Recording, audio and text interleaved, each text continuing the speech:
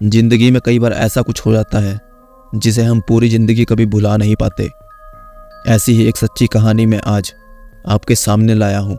वीरपंथ नाम के गांव में एक बहुत पुराना घर था। उस घर को सभी अपशगुनी और भूतिया कहते थे, क्योंकि जो भी उस घर में रहने आता था उनकी किसी न किसी कारण से मृत्यु हो जाती थी।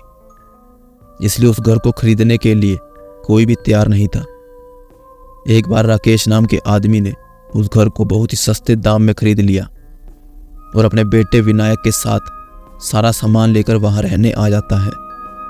घर में आने के 2 दिन में ही राकेश को अपने आसपास अजीबोगरीब घटनाएं होने का एहसास होने लगा।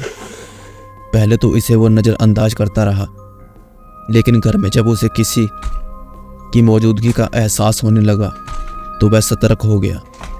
एक दिन विनायक दौड़ता हुआ राकेश के पास आया और कहने लगा कि वॉशरूम में अचानक पानी बंद हो गया और उसने वहां सफ़ेद कपड़ों में एक औरत को देखा।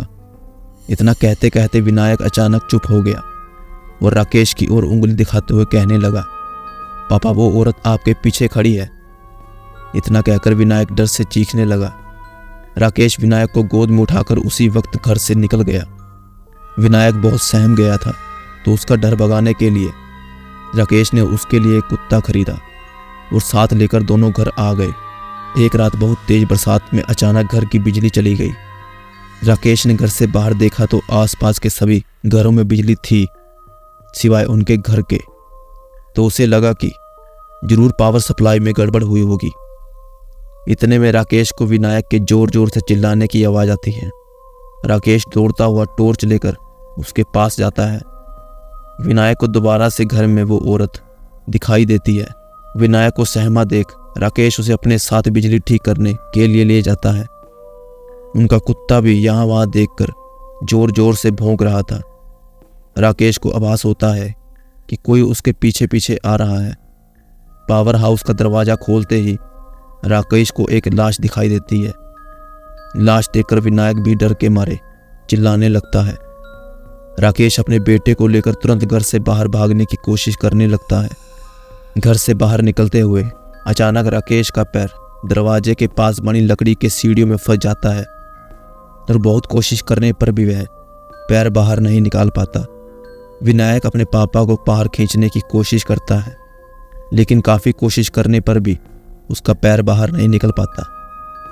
कोई तरीका ना देखने पर विनायक अपने कुत्ते को लेकर वापस घर के अंदर चला जाता है।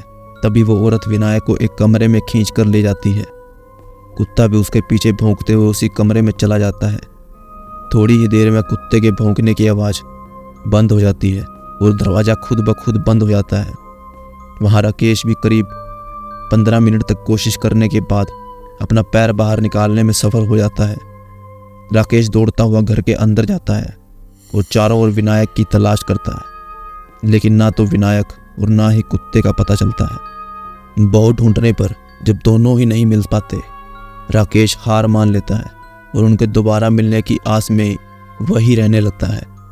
कुछ दिन बाद राकेश बिजली ठीक करवाने वाले इलेक्ट्रीशियन को बुलाता है, लेकिन घर में दाखिल होने से पहले ही वे दरवाजे से ही उल्टा पैर वापस लौट जाता है कि आपके घर में एक औरत, एक बच्चा और एक कुत्ते का भूत दिखाई दे रहा है। इलेक्ट्रीशियन की बात सुनकर राकेश को सदमा लगता है। उसे एहसास हो जाता है कि उसका बेटा अब कभी लौट कर नहीं आएगा, जिसके बाद राकेश को घर छोड़कर चला जाता है और कभी लौट कर नहीं आता।